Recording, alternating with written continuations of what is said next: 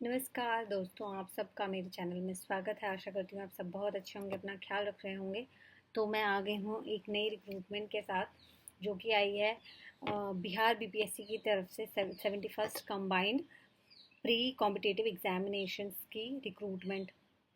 आपने जैसे देखा होगा बिहार बीपीएससी 3.0 का ऑलरेडी हो चुका है एग्ज़ाम, और 4.0 यानी 71st जो है ये बीपीएससी का ये एक रिक्रूटमेंट आ गया है। और सबसे अच्छी बात ये है कि ये जो है आपको इसमें बहुत समय नहीं लगेगा। इस एग्ज़ाम के लिए आपको मतलब ये जो बिहार बीपीएससी की तरफ से जो रिक्रूटमेंट होती है उसमें विद इन ईयर मतलब सारा रिज़ल्ट एग्ज़ाम सब कुछ पोस्टिंग सब हो जाता है। तो ये एक बहुत अच्छी चीज़ है, बहुत अच्छी बात है। स्टूडेंट्स जो हैं वो एग्ज़ाम की तैयारी करते हैं, बट वही है, एग्ज़ाम कंडक्ट कराना ही बहुत मुश्किल रहता है।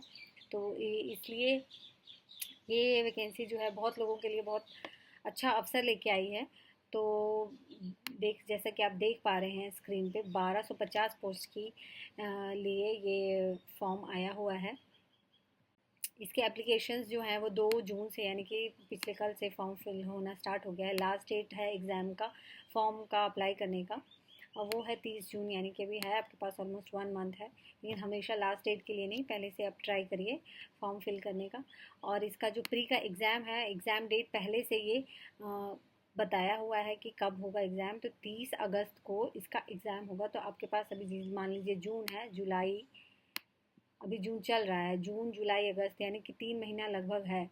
ठीक है, तो 3 महीने की में आपका प्री का एग्ज़ाम हो जाएगा। उसके बाद मेंस होगा, और मेंस के बाद आपका इंटरव्यू नहीं है इसमें, और प्री मेंस के बाद आपका डायरेक्ट जो है वो रिक्रूटमेंट जो है वो वैकेंसी मतलब ज्वाइनिंग हो जाएगी। ठीक है, एडमिट कार्ड जो है वो एग्ज़ाम से पहले आते हैं, जैसे हर एग्ज़ाम के पहले आता है उस हिसाब से आएगा। एज की बात करें तो इसमें एज भी अच्छा है, मतलब मेल के लिए 37 ईयर्स मैक्सिमम दिया हुआ है, और मैक्सिमम फीमेल के लिए जो है 40 ईयर्स मतलब 40 साल तक की जो महिला है वो उसके लिए अप्लाई कर सकती है। मिनिमम जो है वो 21 से 22 साल का होना चाहिए। ठीक है, और वैकेंसी की अगर डिटेल की बात करें तो बिहार बीपीएससी की वेरियस पोस्ट जिसमें आएंगे 1171 पोस्ट के लिए प्री का एग्ज़ाम होने वाला है। और इसमें सिंपल एक ग्रेजुएट होना चाहिए, यानी कि बैचलर डिग्री होनी चाहिए, वो चाहे बीए हो, बीकॉम हो, बीएससी हो, बीटेक हो, कोई भी, टेक्निकल हो, नॉन टेक्निकल हो, ह्यूमैनिटीज़ हो, साइंस स्ट्रीम हो, कॉमर्स साइड से हो, कोई भी सिंपल ग्रेजुएट जो है वो, any graduate can fill this form. ठीक है, और प्लस एज का भी फैक्टर नहीं है यहाँ पे, क्योंकि एज जो है 40 ईयर्स मैक्सिमम है फॉर फीमेल और 37 ईयर्स मैक्सिमम फॉर मेल। ठीक है,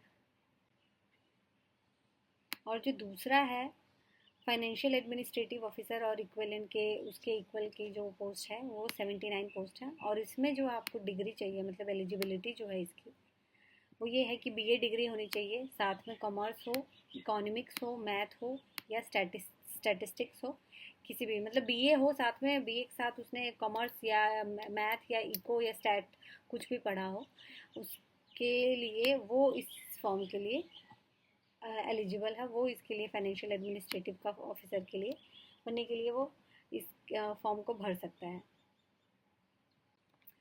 अब जैसे कैटेगरी वाइज अगर वैकेंसी की डिटेल के बारे में बात करें तो वो टोटल जो है वो तो 1250 है। तो वो 1250 में जनरल के लिए अगर सिर्फ बात करें तो 570 पोस्ट है। ईडब्ल्यूएस के लिए यानी इकोनॉमिक वीकर सेक्शन की 123 पोस्ट है। ठीक है, उसके बाद ईबीसी की 188 है, बीसी की 66 है, बीसी फीमेल के लिए, एससी की इतनी, एसटी की इतनी।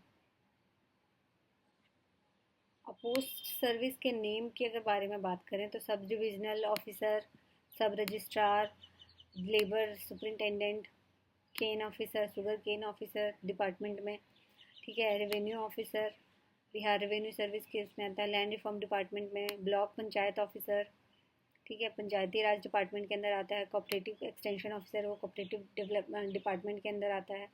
तो ये इस तरीके से सारी पोस्ट हैं, जिसमें अनरिजर्व के यानी कि जनरल के लिए ये है कि इसमें किसमें कितना है, और बाकी ईडब्ल्यूएस के लिए या बाकी फीमेल के लिए ये सब यहाँ पे कैटेगरी दिया हुआ है। उसी हिसाब से ब्लॉक SC/ST वेलफेयर ऑफिसर, ठीक है, ब्लॉक माइनॉरिटी वेलफेयर ऑफिसर और फाइनेंशियल एडमिनिस्ट्रेटिव ऑफिसर। तो उस हिसाब से भी ये सबके नेम के आगे कितनी कितनी वैकेंसीज है, कितनी कितनी पोस्ट हैं वो दी हुई है। तो कुल मिला के 1250 पोस्ट हैं और सबकी कैटेगरी वाइज जो है वो फॉर्म मैंने आपको बता दिया है। और